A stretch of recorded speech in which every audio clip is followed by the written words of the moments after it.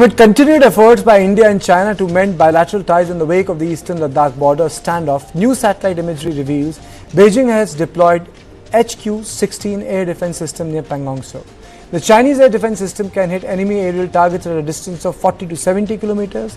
The HQ-16's presence can also be clearly seen in the imagery. Indian security agencies are keeping a hawk eye on the deployment. HQ-16 is a medium-range surface-to-air missile system developed by China based on the technology from Russia's BUK system. So it can target aerial threats from 40 to 72 kilometers. It can track, destroy targets at a high altitude, loaded with 4 missiles, can track fighter jets, missiles, drones and precision guiding munition. Its radar autonomously guides the missile, can thwart jamming attempt. It can be integrated with other defense systems. While China ups the ante at the Pangong Tso, India has decided to equip itself with the state-of-art munitions to bolster Indian Army's operational readiness in counter-terrorism operation. The Defence Ministry concluded 13 contracts under the emergency procurement mechanism. These contracts amounting to 1,981.90 crore have been finalized against the overall sanction of 2,000 crores. Now, what have we done? Basically, what have we gone for? Drone detection and interdiction system, low-level lightweight radars, very short-range air defense systems, remotely piloted aerial vehicles, loitering munitions, drones, bulletproof jackets, ballistic helmets, so on and so forth. Let me just introduce Air Vice Marshal P.K. Srivastava, who joins me. Sir, two things: the Buck system at Pangong Tso, and India going for the drone and the loitering munition. Is this a response to what we have learned from Operation Sindoor, which is right now at pause, not done away with?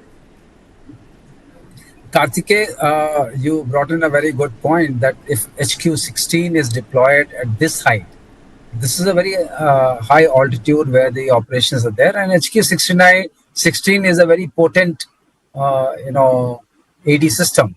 So we have to have something to deter it. It may be in the response to whatever we are trying to do in terms of our autonomous surveillance, UAVs, loitering munitions, and whatever we are trying to procure and strengthen our systems. But I think it is something to keep a watch over the Bangkok Lake, and that's a very critical part of the LAC, which we are observing. We have blacktop with us, we have helmet with us from where we can see, but we need to do to deter this something really matching it.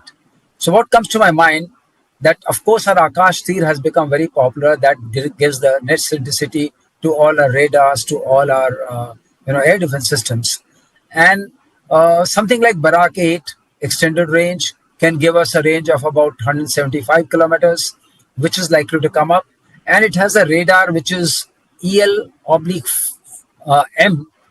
2084. That radar is very, very capable radar, and it's very EW resistant.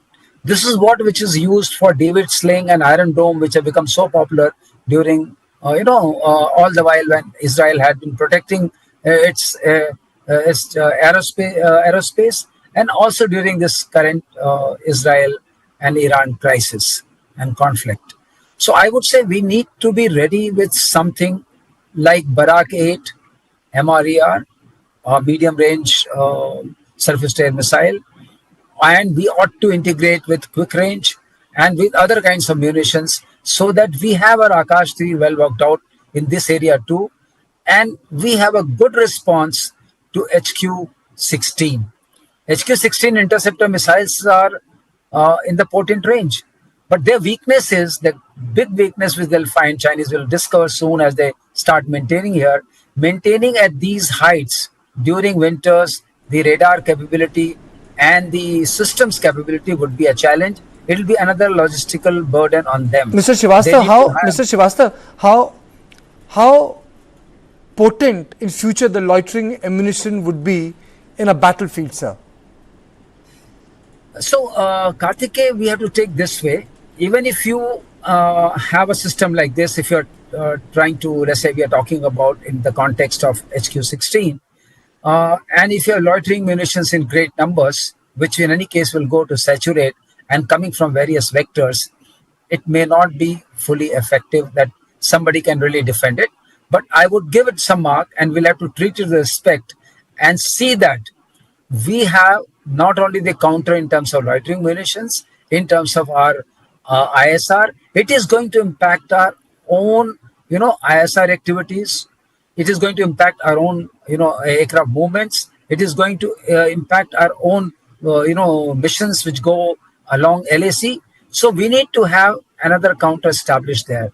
That means if HQ-16 comes near the Bangkok Lake, we need to have something either on black top or helmet, somewhere which is on a high this thing.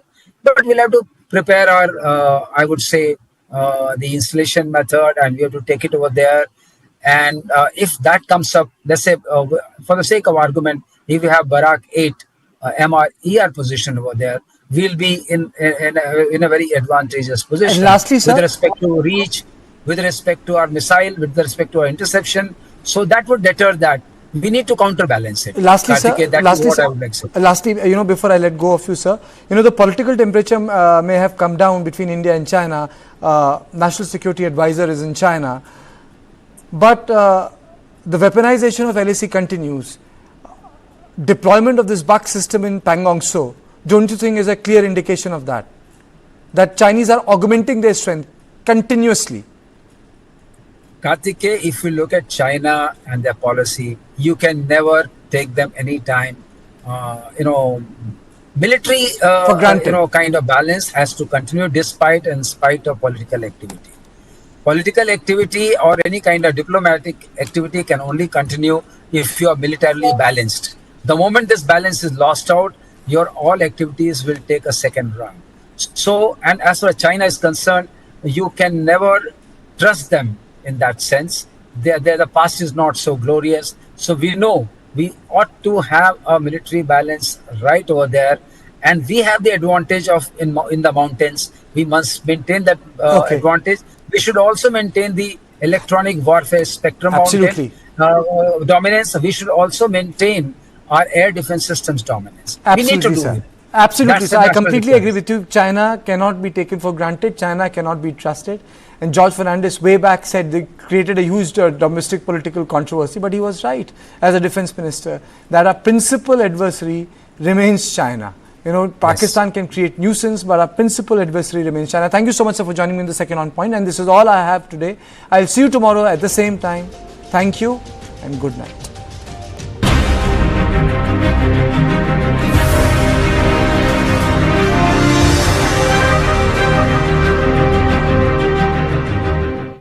This is the drive of your dreams. You and I, we are dreamers. You and I, we are believers. Introducing the all-new Skoda Kaya.